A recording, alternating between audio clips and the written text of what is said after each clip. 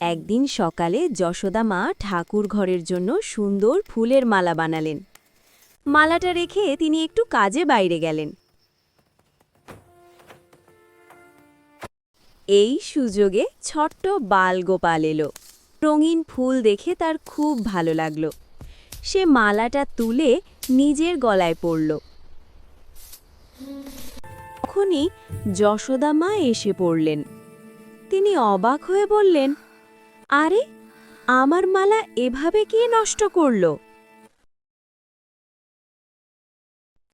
গোপাল মিষ্টি হেসে বলল, মা, ঠাকুর তো আমি, তাই আগে আমি পড়েছি। যশোদা মা আর কিছু বললেন না, হেসে গোপালকে বুকে জড়িয়ে ধরলেন।